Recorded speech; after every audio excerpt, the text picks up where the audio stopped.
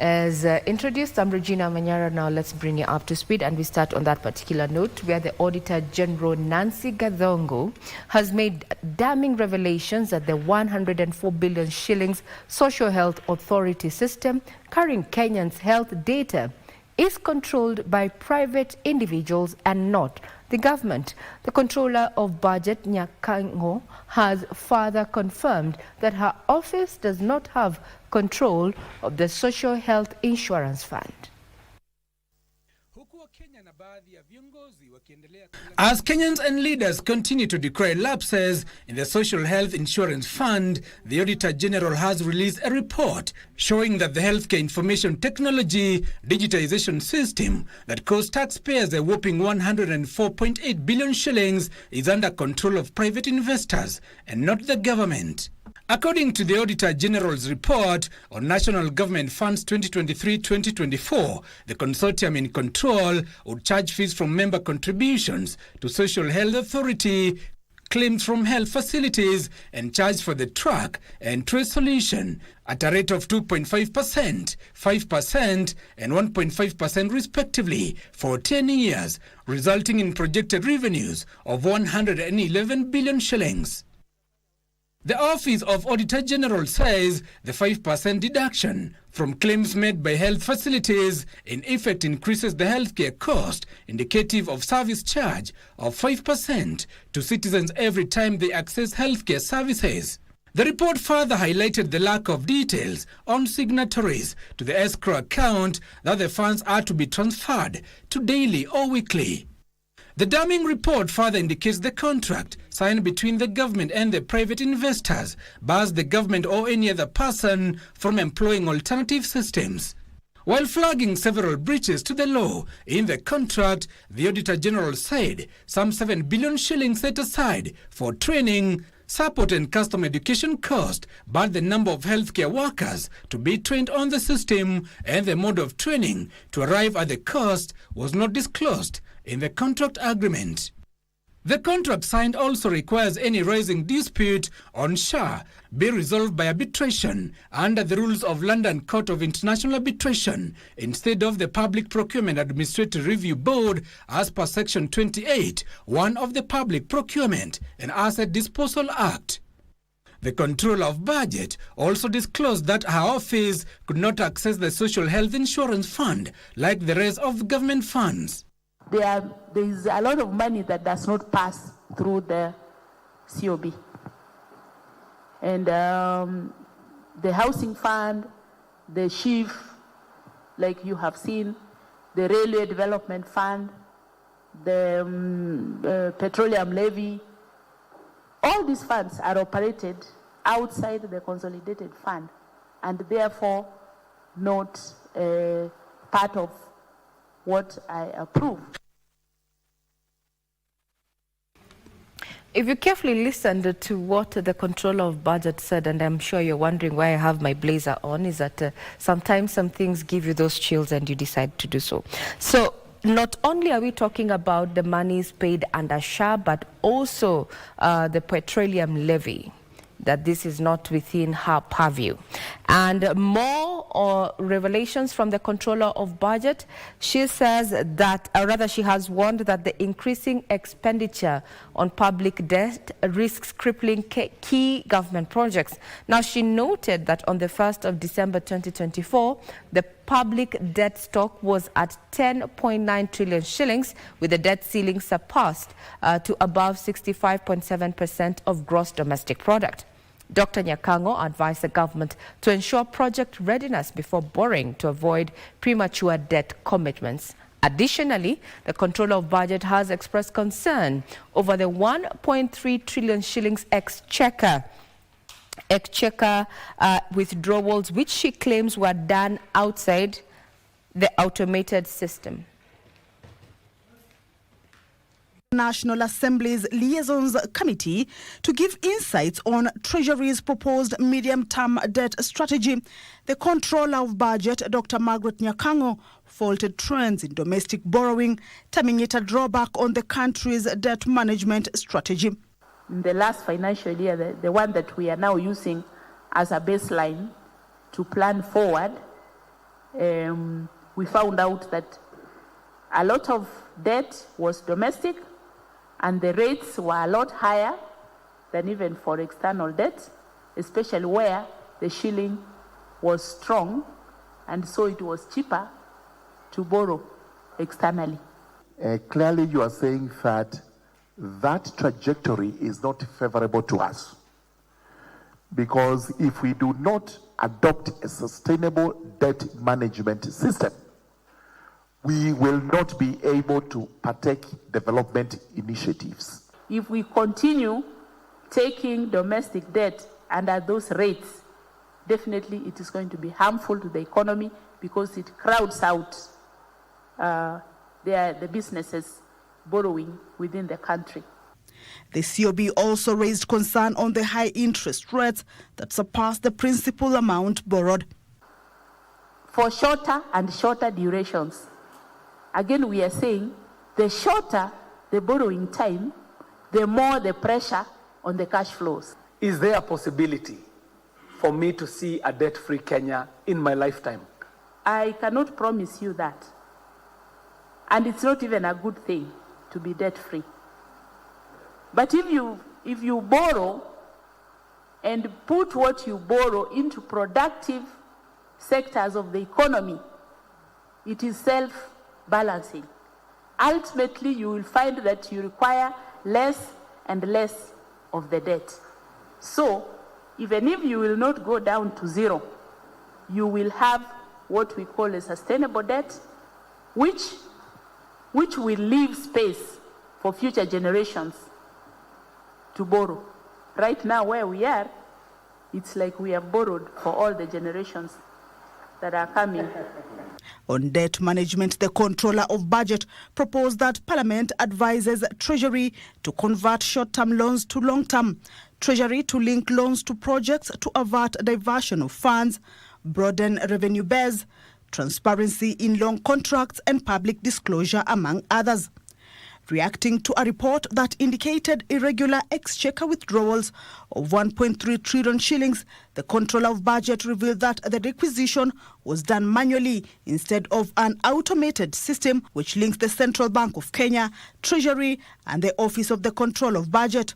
While she indicated that she oversees both withdrawals, Dr. Nyakango raised concern on the use of manual, yet there is a system for transparency. Withdrawal of 1.3 trillion in 7 months, and they were withdrawing it manually. So what is your take on that? The Treasury has been operating certain aspects of the exchequer outside that automated system. So what we saw as the 1.3 trillion are the exchequers that they have been requisitioning outside the automated system. So I do both.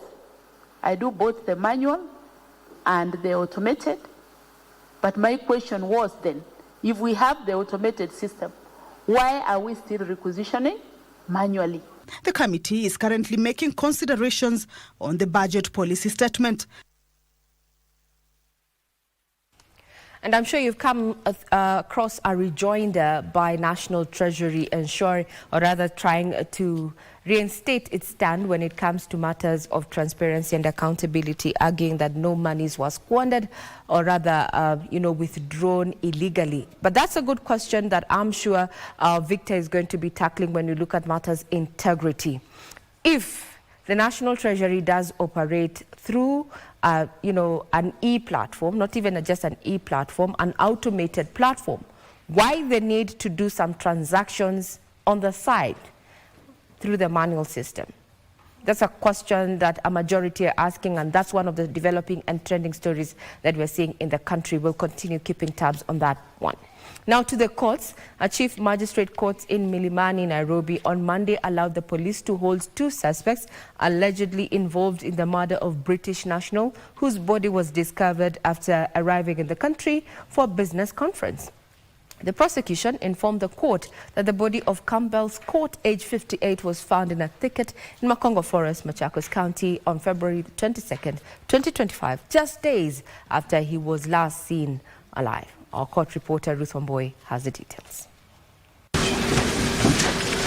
According to the Director of Public Prosecution, the two young men, Alex Mutua Kithuka and Albanas Mutinda Nzioki, were arrested after an investigation linked them to the death of the British National Campbell's Court. Uchunguzi wa kwanza unaonyeshana kwamba yule marehemu was taken to pipeline area, alipelekwa pipeline into a house belonging to the first respondent kwa nyumba ya mshukiwa wa kwanza. The court was informed that preliminary investigation indicates court was taken to Kithuka's house in Pipeline, Nairobi, where he is believed to have been murdered. The court was further told that there were several attempts to withdraw money from the deceased's accounts in Nairobi, Voi, and Mombasa. And by this time, the owner was established that the first respondent na kwa wakati huu mshukiwa wa kwanza had already moved out his belongings from the house in Pipeline. Alikuwa ameamisha vitu zako kutoka ile nyumba ilikuwa Pipeline. The court was told that the bag containing Scott's body was discovered hidden in a shrub in the remote area of Mokoyoni, Machakos County. Scott, age 58, a senior director with data analytics company FICO, arrived in Kenya on February 16, 2025 for a 3-day workshop at the JW Marriott Hotel in Nairobi. Chief Magistrate Lucas Onyina has allowed the detention of the two suspects for 3 weeks to allow the completion of the investigations. Ruth Wamboi for Good Morning, Kenya. Nairobi Governor Johnson Sakaja has interdicted 2 senior county officers over the illegal garbage dumping incident near Steamer Plaza. Speaking before the Committee on Administration and Internal Security at County Hall, Sakaja condemned the act, stating that it violates the county policies and values. The National Assembly Administration and Security Committee invited Nairobi County Governor Johnson Sakaja and the Inspector General of Police Douglas Kanja to explain specific actions taken on county officers involved in garbage dumping outside Kenya Power offices.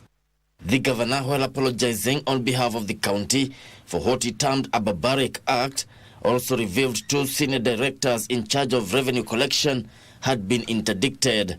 And so on behalf of the staff, I apologize to the people of Kenya, to the people of Nairobi, to the residents and tenants and business people there. That should never have happened, and it will never happen under my watch. I will not allow that to happen again.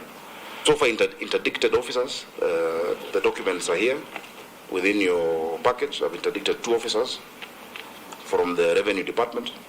The Directorate of Criminal Investigation revealed 3 drivers involved in the dumping had been arrested and released on police bond, awaiting arraignment. We were able to arrest the following persons. 1, Augustine Otieno Osore, who was a driver. Moses Gitari Kanywa, who was a driver. And Alice Okare Achami, the machine driver. Governor Sakaja at the same time took issue with agencies of the national government refusing to pay land rates to counties.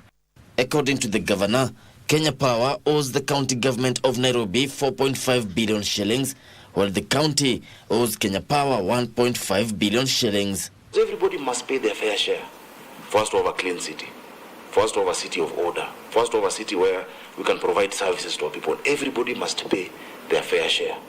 We have 256,063 parcels of land in this county, but only 50,000 people, 50,000 accounts are paying. The dispute between the county government and Kenya Power will now be solved by Energy Cabinet Secretary Opiyo Wandayi and the county governor Johnson Sakaja.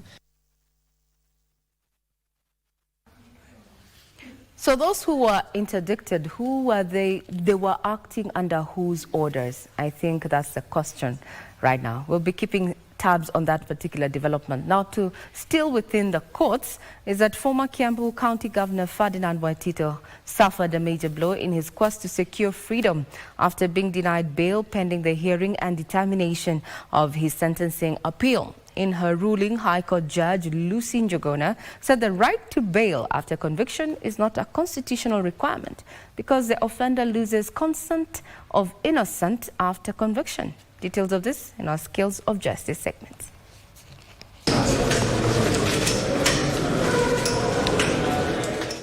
Ferdinand Waititu had sought bail, citing health challenges as one of the reasons as to why he needed to be outside prison, but was denied by Justice Lucy Njogona. On the question of ill health, it is straight that the applicant's ill health does not constitute exceptional circumstances where medical facilities are available for prisoners and where the prison is equipped to take care of the ill health of the applicants, and where, if need arises, the prison's personnel may seek referral to other facilities outside the prison. Waititu had further argued that the appeal will take a long time, but the court dismissed the sentiments, saying his appeal will be heard on a priority basis. On the question of anticipated delay in the hearing of the appeal, I am aware that the record of appeal is now ready and it is complete. It therefore means that what is remaining is the admission of the appeal, and thereafter the appeal will be given a hearing date. Babaya will now cool his heels at the Industrial Area Medium Prison, awaiting a review of the case on Tuesday, 18th March 2025. With Waititu's appeal dismissed on Monday, the big question pardons. What are the legal different backgrounds between former Samburu Governor Moses Leno Kulal and Ferdinand Waititu's corruption case? Elsewhere, Nairobi High Court has dismissed an application by the National Transport and Safety Authority Board to file a preliminary objection challenging the reappointment of its director. The board had argued that the matter was res judicata as it had already been litigated in a Kiambu Law Court. However, the Road Safety Association of Kenya, through lawyer Brian Uchola, argues that the two subjects in the two cases were different. In giving direction, Justice John Chigiti has directed NTSA to file its submissions to the main appeal within 14 days, in a case where the Road Safety Association of Kenya is challenging NTSA's board decision to reappoint its director. The matter will be mentioned on 20th May for further directions. Rose Wamboi for Good Morning, Kenya.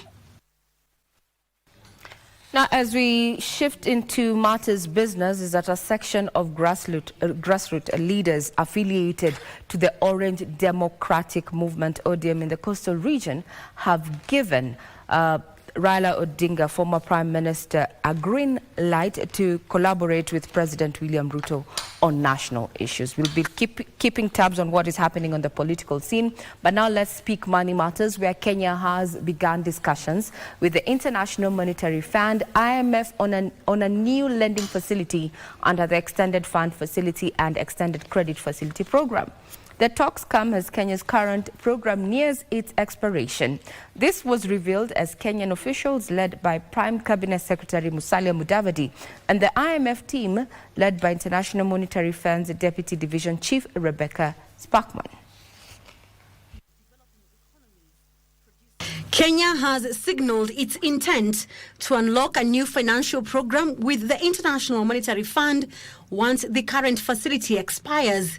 Kenya has so far received $606.1 million, or 78 billion shillings, under the program that kicked off in April 2021 to support economic recovery from COVID-19 and reduce debt vulnerabilities. According to the National Treasury, the ongoing IMF mission will review the existing program while initiating discussions on future engagements. This week, towards the end of the week, there will be another mission to take stock of the current program and to reflect on the future program.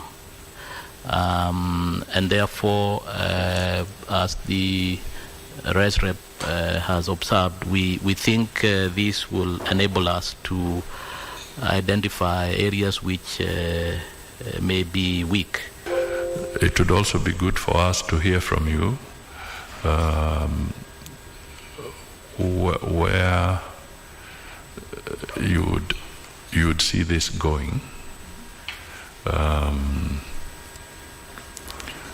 And perhaps if it will have implications on our conversations on a new program, so that everybody is aligned.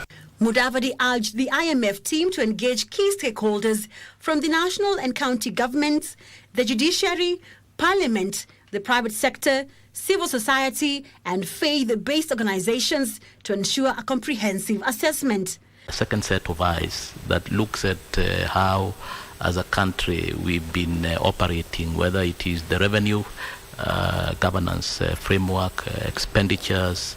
The latest evaluation by the IMF will focus on macroeconomic stability, fiscal governance, regulatory oversight, the rule of law, market regulations, and anti-money laundering policies. The recommendations will be such that they'll be prioritized. They won't be 250 recommendations because no government can handle that. They'll be prioritized by the state function and they'll be sequenced over the medium term. There could be consequential pieces of legislation that will then require amendments as a result of this exercise. Now to a story that is making headlines, and I just want to share. It's the front page of one of the dailies that we're going to be perusing through. We're talking about the wheat crisis, where farmers and aggregators should deliver their wheat to the National Cereals and Produce Board starting Tuesday morning. Now, as Trevor Ngendo reports, the directive by Agriculture Cabinet Secretary Mutahi Kagwe seeks to resolve a crisis that has seen farmers complain that they have 321,000 bags of unsold wheat. Wheat farmers have been grappling with market challenges, and their frustration recently spilled into the streets. In Narok, growers staged protests decrying the lack of buyers for their wheat. During a meeting with various stakeholders, Agriculture Cabinet Secretary Mutahi Kagwe directed wheat farmers and aggregators to immediately begin delivering their grain to the National Cereals and Produce Board, with payments to farmers set to be processed within 30 days of delivery. Wheat held by aggregators, wheat held by farmers will be delivered to the National Cereals and Produce Board go-downs effective tomorrow morning. So we are presuming in that case then that in the next 2-3 days we would have cleared the entire lot. Additionally, a memorandum of understanding has been signed that will see millers collecting wheat from the National Cereals and Produce Board and paying for the grain within 21 days. An NCPB will ensure that the millers, as they collect the wheat, will also pay the farmer, will also pay the NCPB in good time to ensure that the farmer gets the money in the time that we have said. Kagwe says the government is on the watch out for anyone who will attempt to deliver imported wheat to the National Cereals and Produce Board depots. And we hope that as we go along, we will establish a system that is foolproof and that will be what we are going to use going forward.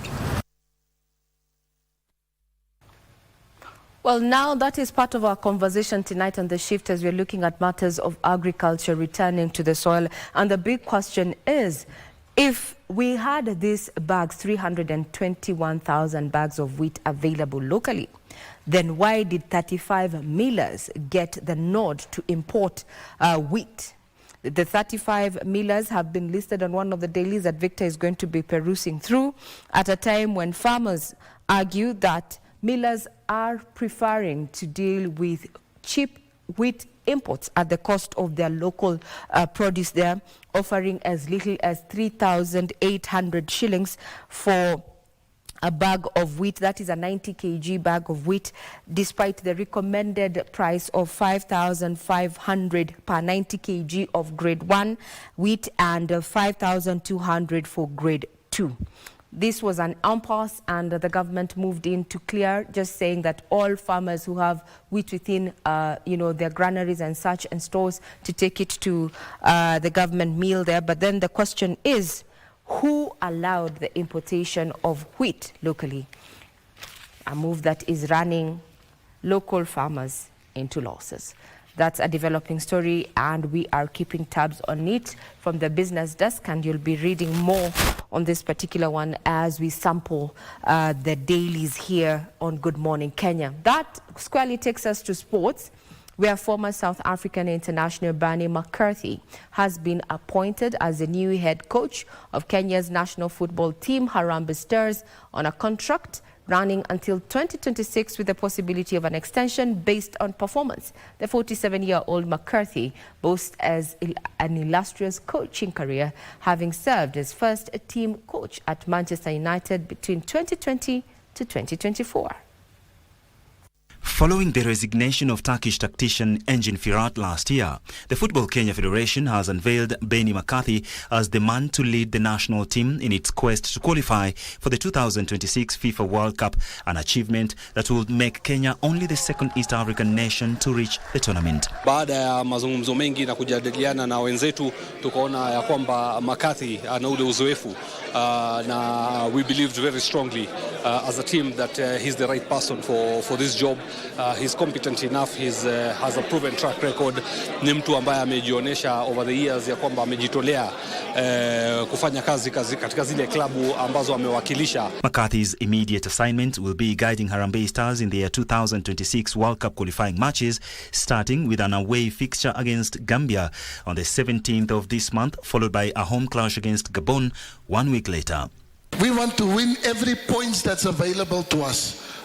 We will work hard. I'm not saying it's easy, but it's also not impossible, you know, to win, because the quality of the players that we have to have a positive mindset, because if we start thinking that we can't beat Ivory Coast or this problem, no. FKF has also confirmed key additions to McCarthy's coaching staff, including former South African goalkeeper Joseph Monib, who will serve as the goalkeeper trainer, and Cape Town Spurs assistant coach Vasily Manusakis, who joins as McCarthy's assistant coach. I think he's the one to get more players to go and play out there so that we can participate in World Cup and Africa Cup. We have the players, and also, as I said, he also need to work so closely with the local coaches to make sure that he comes up with a very competitive squad. Francis Kimanzi, who has been serving as interim coach since December 2024 and led Kenya in the Mapinduzi Cup, will be part of the transition team to help McCarthy settle into his new role. Harambee Stars currently sit fourth in Group F with 5 points from 4 matches. Group leaders Ivory Coast tops the standings with 10 points, followed by Gabon with 9, Burundi with 7, Gambia and Seychelles, who are yet to register a point. Barney McCarthy's appointment not only makes him the first South African to lead the Kenya national football team, but also the 36th individual to take on the role since the team's inception in 1961. My name is Isaac Lemoka. Well, that puts a couple matters in the headlines. Be sure to peruse our website, that is www.kbc.co.ke, for further details. Coming up next is People and Politics. You can be part of this particular conversation. Get us on X at KBC Channel 1. I'm Regina Manyara. Have a pleasant day ahead.